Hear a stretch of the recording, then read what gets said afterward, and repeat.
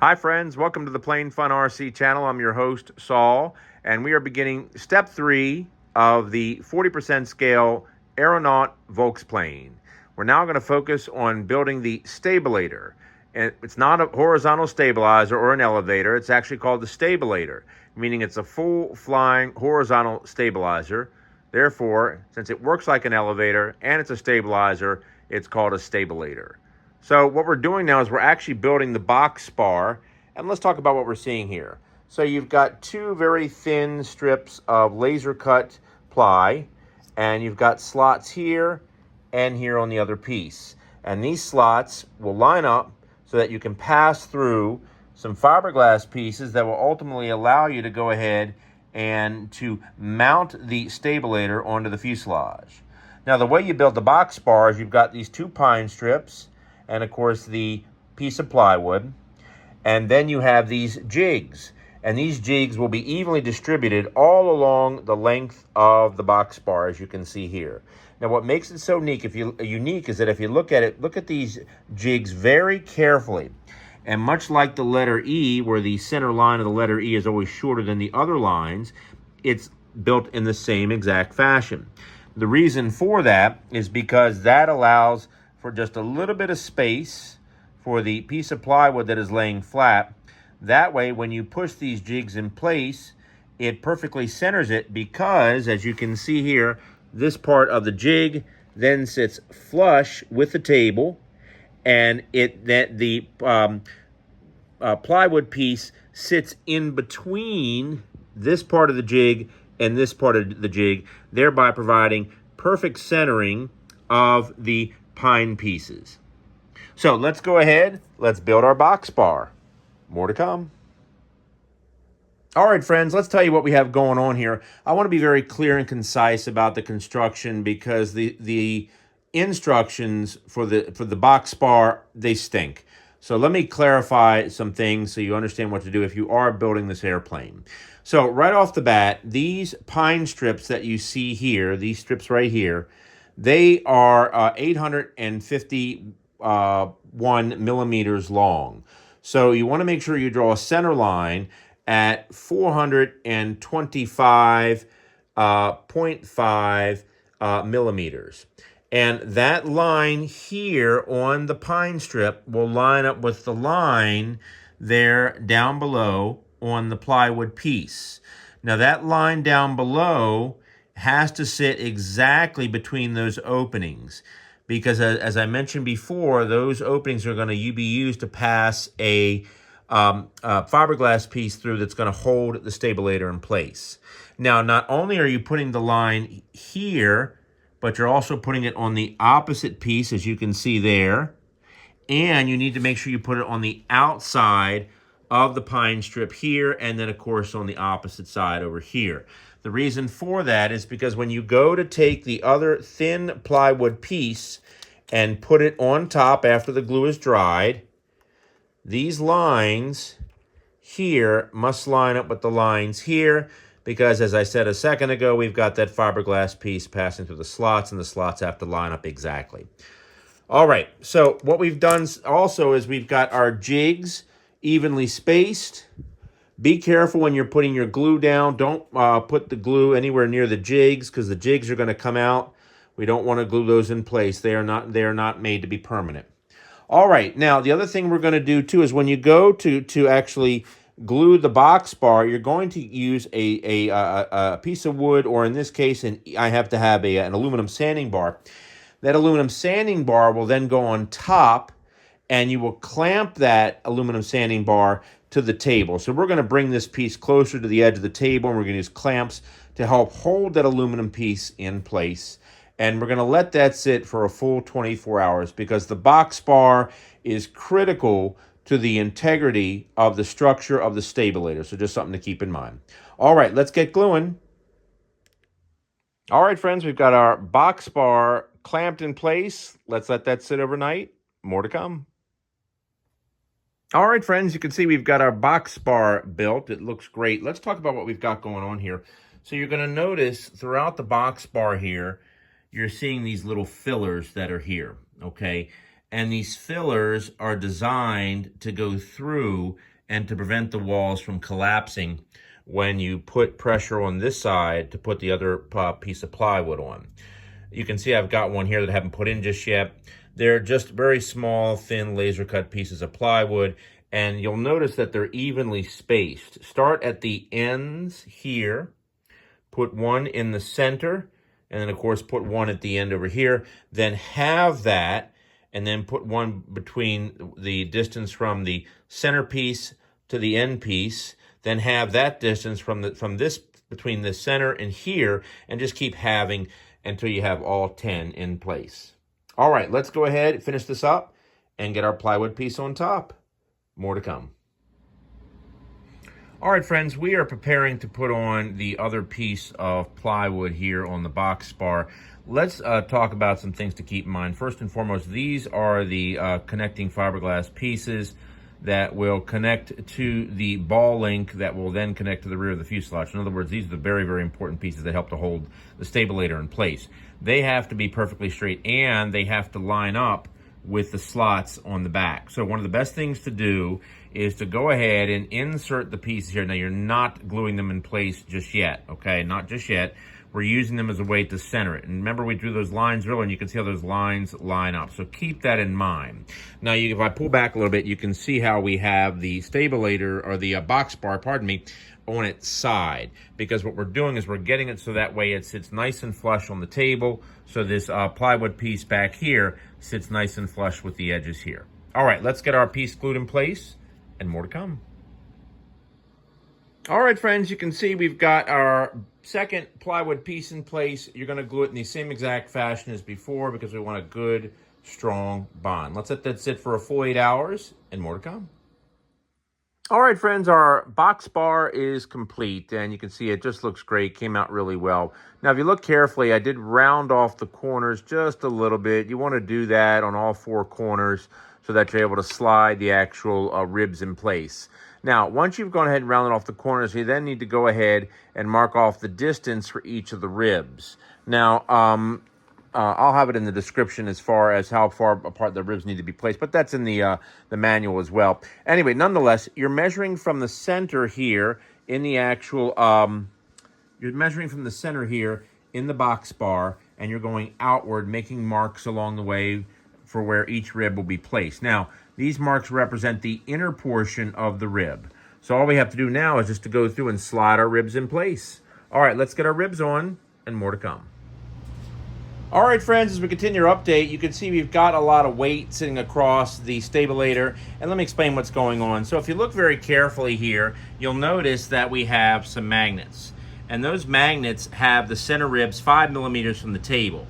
Now, the reason why I point this out is because the manual says to have these ribs 5 millimeters from the table from the end, but that just doesn't work at all. These ribs do not line up at all when you do that. So the trick is, if you look very carefully, you'll see all of the ribs have magnets underneath of them.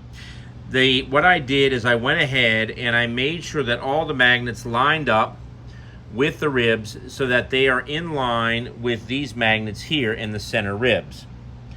Once you've done that, then you're going to go ahead and place weights all the way across the entire Stabilator, as you can see here, okay? And that helps to make sure that all of the trailing edges are even, as well as the leading edge, because now you can go ahead and start putting on your trailing edges and your leading edges. So keep that in mind before you go through and glue on your trailing edges and your leading edges. All right, let's keep on keeping on. More to come. All right, friends, you can see we've attached our trailing edge to the outer third ribs on both sides. So just something to keep in mind per the instructions, make sure that you go ahead and that you cut a 5 millimeter slot measuring from the front of the trailing edge for all 3 ribs, as you can see here. Just something to keep in mind. Now, the other important thing to remember too is that once you've attached one side, make sure it's even, but also make sure that it's even on both sides, because you don't want one trailing edge being up and then the other trailing edge being down, because obviously that'll keep the plane from flying nice and straight. All right, friends, let's go ahead and focus on the center ribs. More to come. All right, we've got our center trailing edge in place, and now we're going to shift our focus to our angle pieces here, H7. These H7 pieces, they are laminated together, and then they will wind up going in this part of the stabilator right in here. Let's get them installed. All right, the angled stiffeners are in place, as you can see here. So now we're going to shift our focus to the leading edge. More to come. All right, friends, we're working on the leading edge. Let's talk about what we need to do here. So you're going to take the leading edge, you're going to hold it up against the ribs like you see here, and you're going to mark off the spots where the ribs rest up against the leading edge. Then what you're going to do, and I've got a finished piece over here, you're going to take it and you're going to cut the notches in the actual leading edge, and those notches are 3 millimeters deep. And then all you're going to do is just take that piece, once you've cut your notches, and you're just going to go ahead and simply attach it directly to the ribs, just like so. And that's it. And then that'll get glued in place. All right, let's go ahead and get our right leading edge notched, and more to come. All right, the leading edge is in place. Let's move on to the sheeting. All right, friends, we're adding our 6 millimeter by 6 millimeter filler, and it goes between the rib here, here, here, here, not here, and then of course on the corresponding sides, and it goes on the top and the bottom of the stabilator. Now these pieces of wood are used to help attach the front sheeting, which will run from here to here. So let's get our fillers in place. All right, friends, you can see we've got our filler pieces in place on both sides here, and also you can see it as well on the bottom portion right down there. All right, let's go ahead. We're going to start sheeting the front portion of our ribs. More to come. All right, friends, this part of the video may seem a bit out of order, but you'll understand why in just a second. So in a second, I'm going to talk about how I mounted these pieces here and then glued these in place. But I did that out of order, not knowing that this fiberglass piece was included with the actual kit, and I'll explain. So these fiberglass pieces that you see here, they are the fiberglass pieces that are going to hold the stabilator to the fuselage, as you can see. Now, one thing that is not mentioned in the manual at all is that before you glue these pieces in place, you have got to slide these in and then take this piece here, and coming down from the top, you're going to slide this piece onto the slots that are here on these particular pieces, and that'll hold that in place. Because you can see when you look at the spacing of this particular piece, you can see it matches up identical to the spacing of the fiberglass pieces that hold the stabilator in place. So just keep that in mind. So once again, don't glue these on until after you've slid these in place, and then slide this down, and then once this piece is in place, then you can go ahead and glue those. So I felt it was very, very important to mention, since these are absolutely critical pieces here. All right, here's the rest of the video. All right, friends, as we continue our update, you can see we put our filler piece here and another filler piece there right on the bottom center as well. Now, what we also did too is we began sheeting the front of the stabilator. Now, one thing, I know in the manual it said to cut the slots here on the leading edge, so the leading edge would sit back a little bit further, but I can tell you emphatically they should never have put that in there. So if you're building the actual stabilator, don't cut the slots.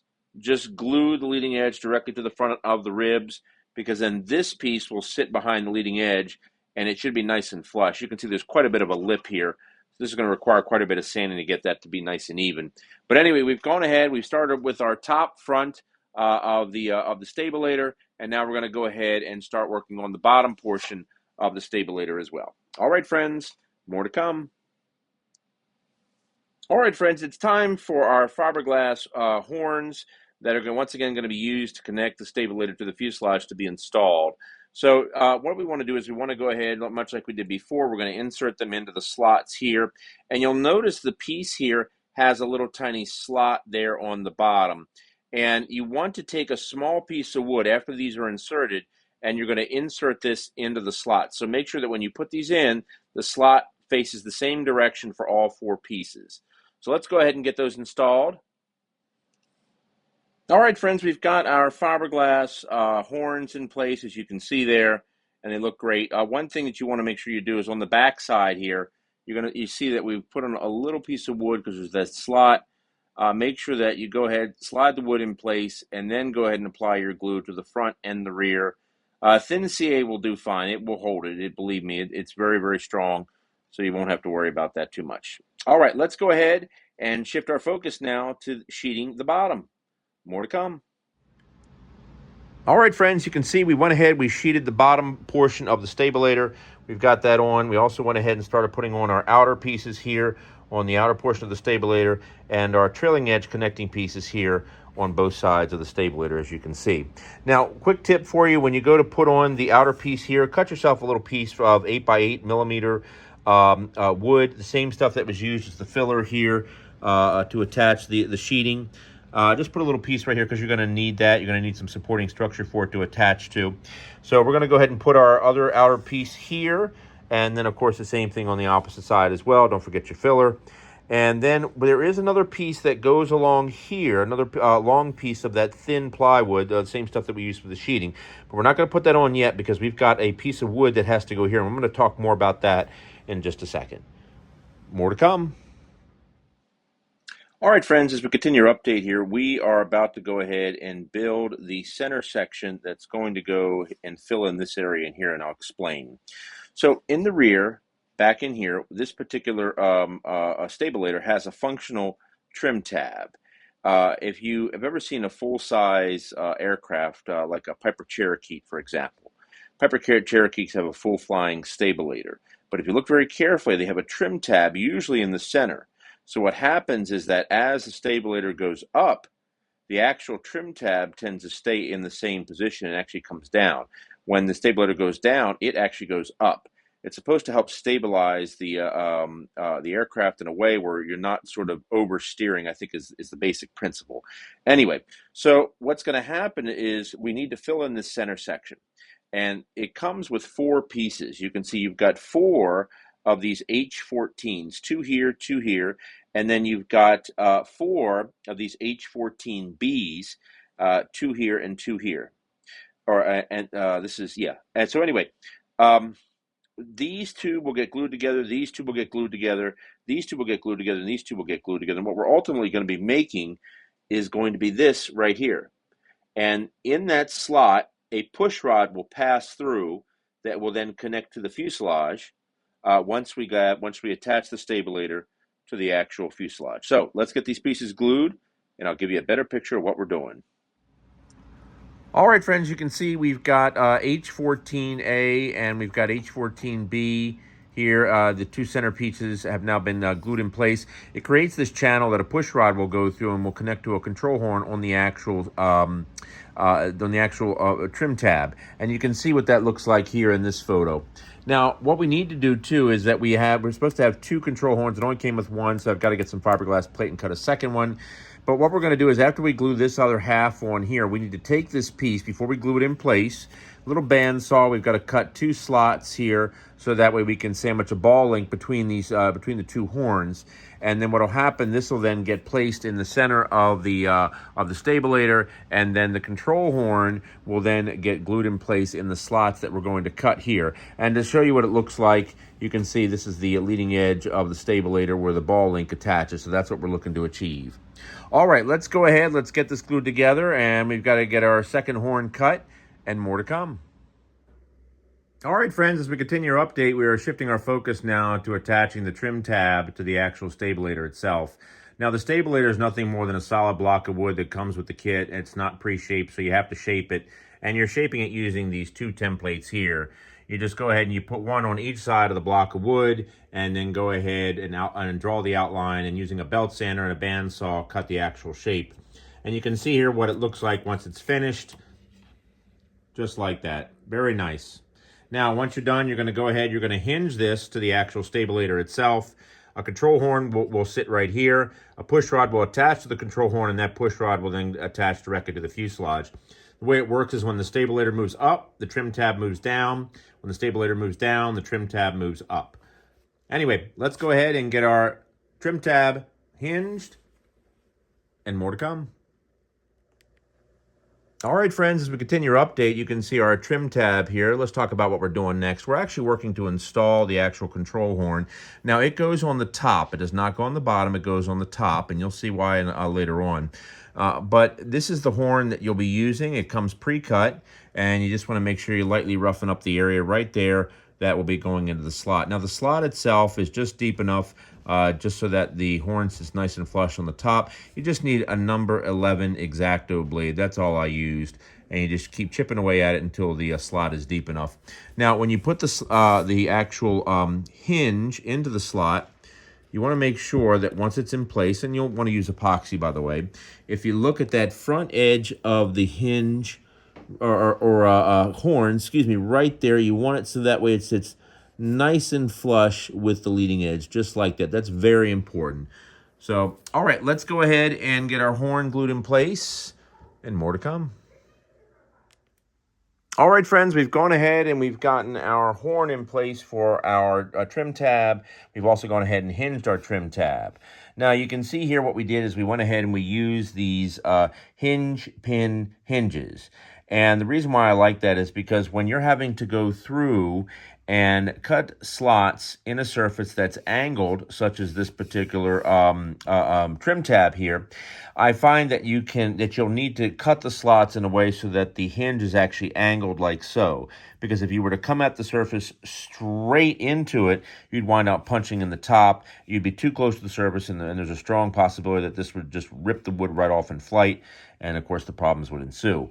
Now, what we also did is we added these additional blocks. These blocks were not included in the kit. This is some scrap balsa, and it gives a little extra surface for the hinge to grab hold of, because as you can see, this trailing edge is very thin. So you don't want to go through and just leave just that thin surface in place and expect the hinge to hold, because that won't happen. Now, what we need to do now is to go ahead and get our center block in place. And then we're going to go ahead and put on our two horns that are going to move the stabilator, and then more to come. All right, friends, as we continue our update, you can see we got our fiberglass plate in. We were able to go ahead and cut our second horn. And what we did is we have gone ahead, we're going to be using a ball link, and it's a Dubro 256 swivel width for 440 rods, meaning that the screw that passes through here on the horn is 256, but it's for a 440 rod, which works out perfect.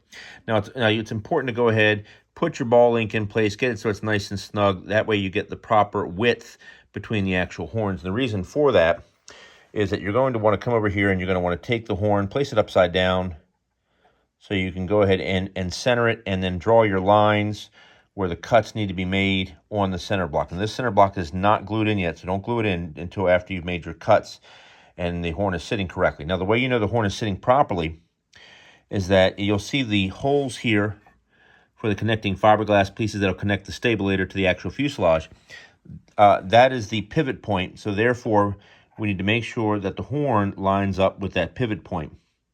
So we're going to be making an incision here in the center block, and a little bit in the balsa wood. We're not cutting the box bar. Do not cut the box bar at all. We're just getting it so this part of the horn here sits flush with the box bar. That's the key. All right, let's make our cuts, and more to come. All right, friends, you can see we've got our slots cut in our center block, and this is roughly how it looks. So let's go ahead and get our block glued in place along with our control horn. All right, friends, our horn in our center section is in place, and it just looks fantastic. One thing I forgot to mention is you'll see the piece of balsa that's here over top of the center of the box bar. You have to cut a notch, and there are two notches for the horn, because the horn has to sit flush with the box bar. Now, don't cut into the box bar. Just go ahead and make sure that you cut the balsa out of the way so it sits nice and flush.